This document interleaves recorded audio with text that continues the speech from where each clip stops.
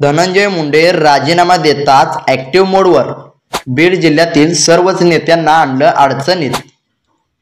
धनंजय मुंडे मागील 2-2.5 महिन्यापासून संतोष देशमुख हत्याकांड प्रकरणामुळे धनंजय मुंडे हे 2-2.5 महिने झाले एकदम शांतच होते.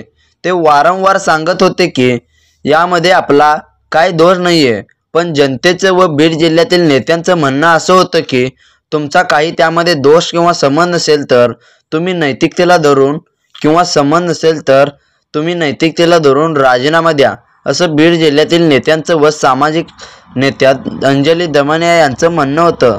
पण एवढा गोंधळ होऊन पण त्यांनी 80 दिवस राजीनामाचे नावही काढले नाही.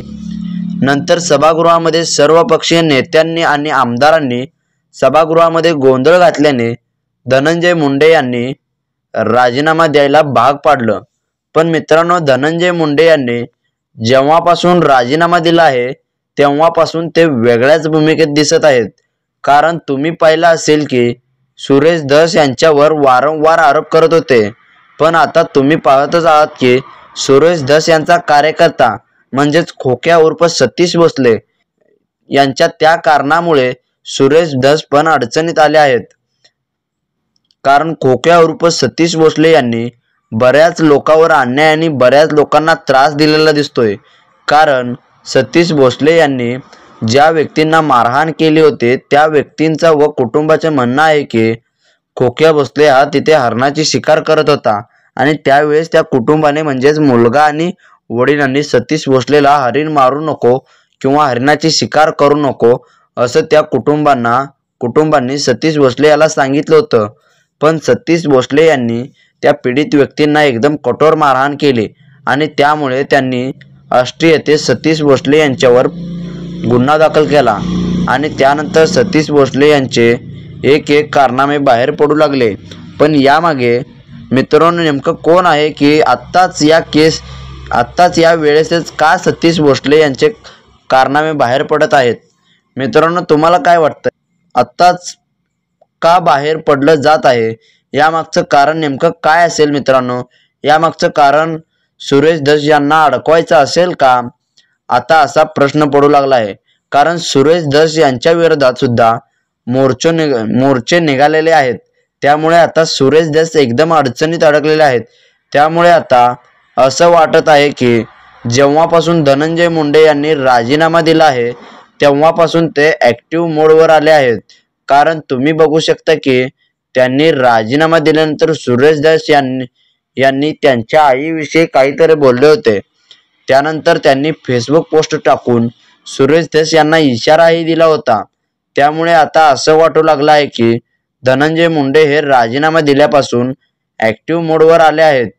त्यानंतर मित्रांनो, सुरेश धस हे एकटेच नेते नाहीत तर त्यांच्या पाठोपाठ राष्ट्रवादीचे नेते व धनंजय मुंडे यांच्या पहिल्यापासून वारंवार राजीनामा मागणारे प्रकाश साळुंखे यांचा एक जुना व्हिडिओ आता व्हायरल झाला आहे.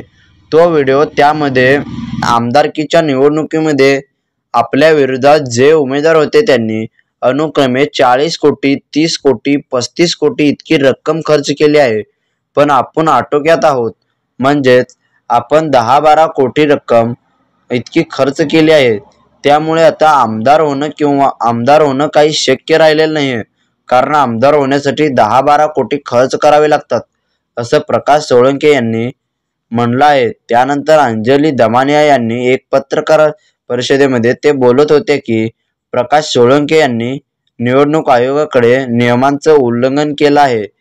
कारण नियमामध्ये तर 30-35 लाख रुपये खर्च करणे इतकंच आहे. पण त्यांनी तर कबूल केलं आहे की मी 10-12 कोटी इतकाच खर्च केला आहे, बाकीच्यांनी 30-35 कोटी खर्च केला आहे असं प्रकाश सोळंके यांनी म्हणलं आहे. पण त्यावर त्यांची 3 वर्ष आमदारकी जाऊ शकते असं अंजली दमानिया यांनी पत्रकारांशी संवाद साधताना बोललं आहे. आणि मी निवडणूक आयोगाकडे तक्रार करणार आहे की प्रकाश सोळंके यांनी निवडणूक आयोगाला खोटी माहिती दिली आहे असं अंजली दमानिया यांनी बोलले आहे. पण त्यानंतर प्रकाश सोळंके यांना तो व्हिडिओ व्हायरल झाल्यानंतर पत्रकारांनी त्या प्रश्नावर विचारल्यानंतर प्रकाश सोळंके यांनी असं स्पष्टीकरण दिलं आहे की मी जे ते बोललो ते असंच बोललो आहे की चेष्टा मस्करीमध्ये बोललो आहे, पण ही गोष्ट चेष्टा करण्यासारखी नाहीये, कारण ते जर 10-12 कोटी खर्च केले असे म्हणत असले तर त्यांच्यावर कारवाई होणे गरजेचं आहे, कारण त्यांनी निवडणूक आयोगाचे नियमाचं उल्लंघन केलं आहे. त्यामुळे त्यांच्यावर कारवाई झाली पाहिजे अशी मागणी आता होत आहे. मित्रांनो, तुम्हाला काय वाटतंय? हा पण व्हिडिओ आत्ताच बाहेर का आला असेल?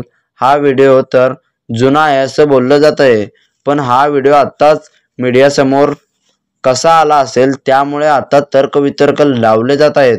त्यानंतर मित्रांनो, राष्ट्रवादी शरद पवार गटाचे नेते आणि बीड जिल्ह्यातील शरद पवार गटाचे मोठे नेते संदीप क्षीरसागर यांना सुद्धा आता अडकवण्याचा प्रयत्न चालू झाला आहे, कारण त्यांचा 1 वर्षाच्या पाठीमागचा ऑडिओ क्लिप सध्या आता प्रचंड व्हायरल होत आहे.